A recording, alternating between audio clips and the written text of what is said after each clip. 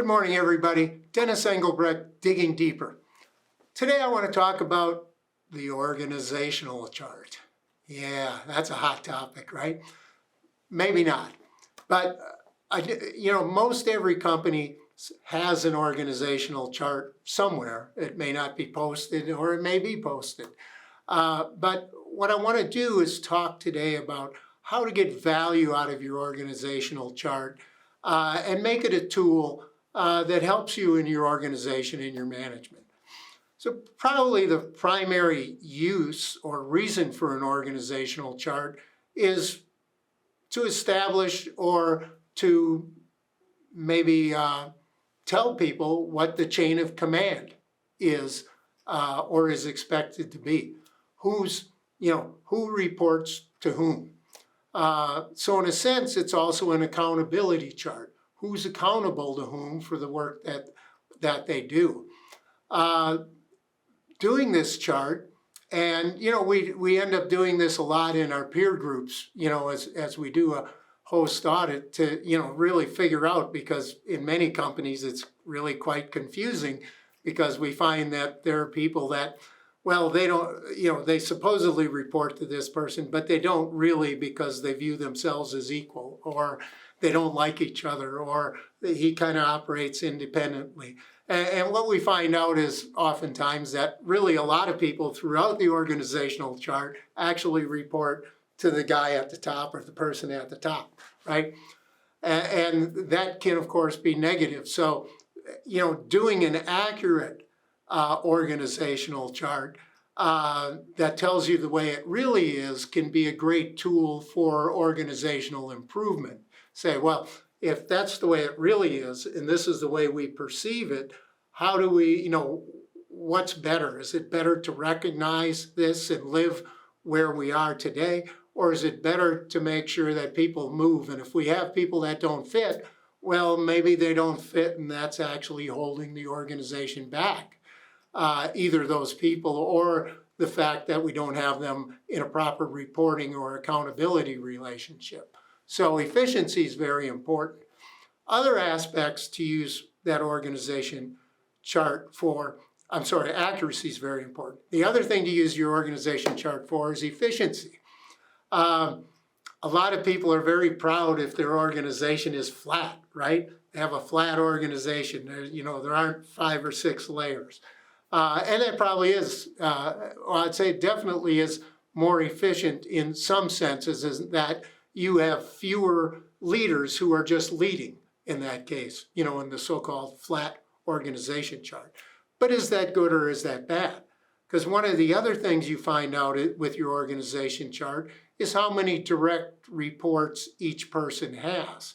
And if you have a manager or a leader who only has 1 or 2 direct reports, that's probably not efficient. Now, it could be that that person has dual responsibilities aside from those people reporting to them, that they're actually a doer as well as a manager. And that can be fine that they only have 2 direct reports. But seeing that and understanding that who has too many direct reports, that they can't provide the service and add value to the people in their chain of command, that's equally important as to finding out, who doesn't have enough to do or enough to manage. So looking at that really does tell you a lot about efficiency, and probably we see more companies with too many direct reports to one person. Probably most often that's the ultimate leader that has all those direct reports, or the second in command. But that really is one of the good things of being able to see on a chart. Now, the organizational chart has one big negative, which is probably why people don't publish them more often, which is it has a hierarchy to it. And the people at the bottom of that hierarchy don't always feel great about looking at an organization chart and saying, guess I'm on the bottom or near the bottom, right? And then, you have all the levels that happen along that. Is this person at this bottom equal to this person at this bottom? So it raises a lot of questions, right? Among people, that's not always positive, at least near the bottom of that. So I've seen some people, put their organizational chart sideways, which in a sense eliminates hierarchy, because people aren't higher than the other. The leaders are off to the side, and the doers, as they go in the chain of command, are off to the side. It says that's one way of approaching that. I've even seen it approached as an upside down leadership organizational chart, which sort of says that the leaders are there to serve the people who do the work. So that's another way to think about your organizational chart, or possibly to display it. I'm kind of a fan of a circular organizational chart that has the purpose in the middle, the people that work directly, and let's just say the purpose is great outcomes for your work, your customer, your jobs. Those are the things at the middle. The people that work directly with the customer, they're on the inside part of the circle. And then the people that serve them or provide the administration for them to be able to do their job, they're around that. And ultimately, on the outer circle are the top leaders of the company, who are also there to support the people that are ultimately getting the work done in the middle. So that's another way to think about your organizational chart.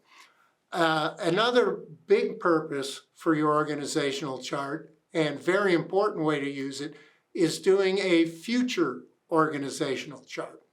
Now, a future organizational chart, and you probably should have several iterations of that. So you have your current, maybe you have a year out, and maybe you have 5 years out. What is our organization going to look like?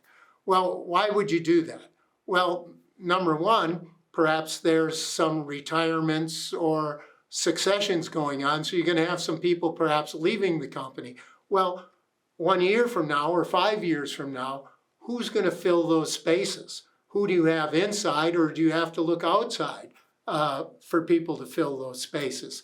And if you have people inside, how can we train, elevate, prepare them so that they're prepared when the timing's necessary to fill those particular spots? You also may have growth in your future. So with growth, you may have more open spots, be those project managers, superintendents, or it may be new positions. It could be, project directors or senior project managers or project assistants or whatever, that growth creates in the needs. It may be a new VP of field operations. So then you create those boxes in your future organization chart. And again, now you have two things. You have a place for people in the organization to aspire to, but you also have the opportunity to look and say, is this something I can fill internally, or is it something I need to fill externally?